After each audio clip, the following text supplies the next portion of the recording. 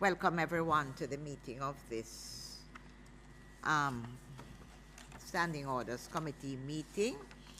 And we have before us the minutes of the last meeting. I know Member Sibbles was here, and I would love to have it confirmed because, and seconded by myself, who was here. Although you were absent, it's second. Okay. And there was a previous minute. I would like to you have read those? Very well. So we confirm what took place. Yes, and seconded by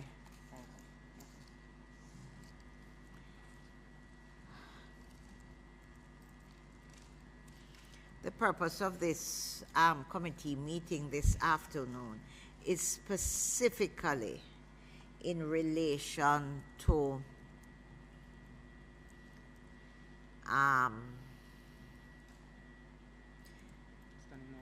Standing Orders 20 that relates to the arrangement of business. And in that it says that the public business shall consist of motions and public bills. 2, subject to the provisions of these standing orders, government business shall have precedence on every day except Thursdays, when private members' business shall have precedence between 5 and 7:20. And 3, government business shall consist of motions proposed to be made and bills sponsored by ministers and shall be set down in such order as the government thinks fit. It says, whereas despite the provisions of Standing Order 8, which allows for the sittings of the House on a Thursday, the House in practice does not often sit on a Thursday due to the unavailability of its members who have dedicated that day to hold surgeries appointments for constituents to come and discuss their issues, as well as visiting local organizations and businesses. And whereas there is a view that private members' business is not being adequately addressed by the House, creating delay and affecting discussions and debates on a wide range of issues which are of peculiar concern affecting us locally or internationally. And whereas there is a desire to conduct private members' business on a more convenient day and time for the members of this House, be it resolved that Standing Order 20, subsection 2, be amended to change the date and time allotted to private members' business to the period after the expiration of the sectoral debate and before the commencement of the state of the constituency debate. And be it resolved that Standing Order 23, subsection 2, be deleted in its entirety. And be it further resolved that this motion be referred to the Standing Orders Committee of the House of Representatives, which shall consider and report on the following amendment with a view to effecting the alteration.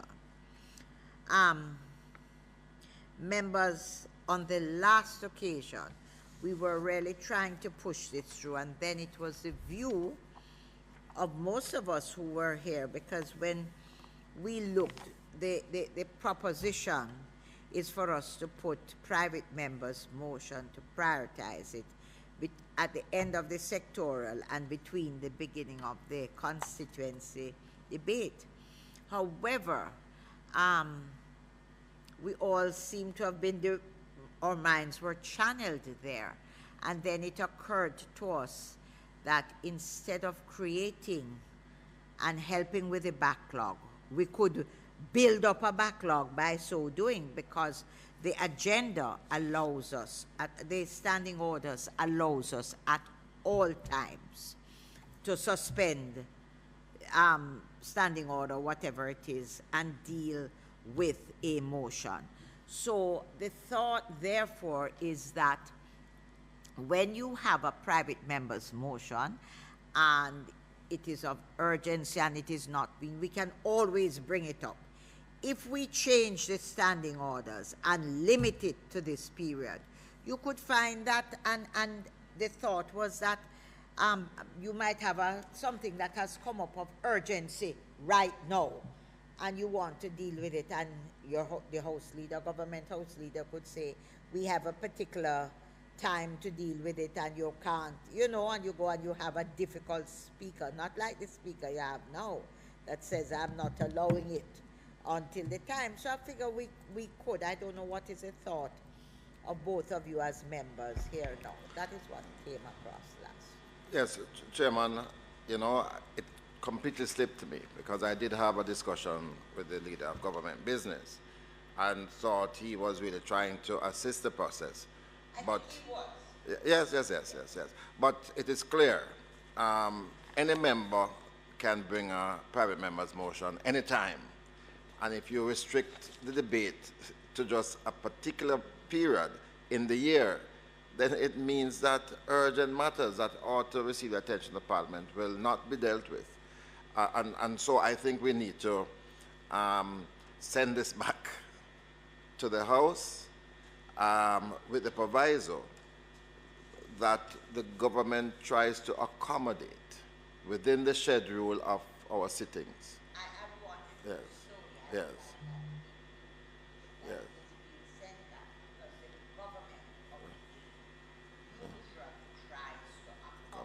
Right. Yes, and especially because most of these motions originate on the other side. I think there should be consultation between leader of both government business. Oh, yes. Yeah, between the leader of government business and opposition business to schedule private members' motion.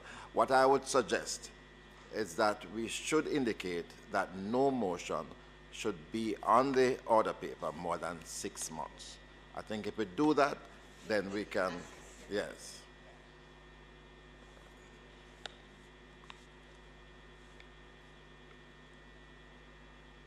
Or any time, inordinate time relevant to the importance of the matter.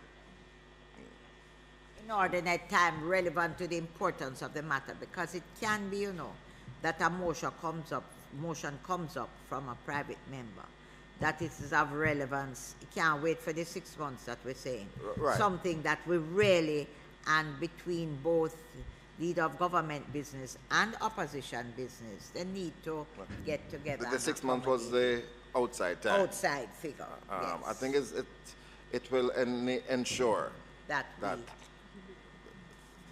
we clear it, you know, because some of these, they stay on for like years. Member Sibbles, your thoughts? Well, Chair, at our last meeting, I had concur with the position of the fact that the standing order already facilitates that the private motion could be taken at any one of the sitting. If you know, my only concern at that time was the section 23, the deletion of section 23(2), which that too I would say we should keep, which is to give notice.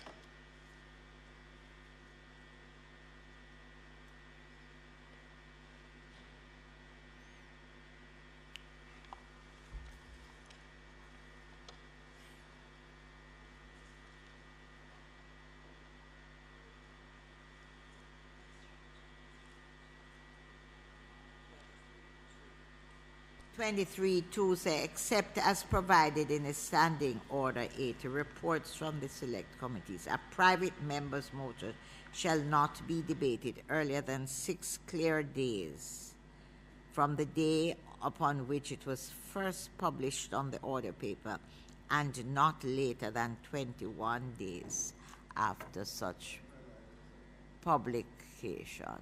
That's right. So we are. So it does provide for an outside date that has been observed more in the breach. Yes. So in fact, that is really what we need to bring to the attention of. Yeah. Yes. You know, members of the standing orders, we really need, when I look at the standing orders, there is much in there for us to discuss and think, because things and times have moved on, and there are some things in the standing orders, you know, that's not.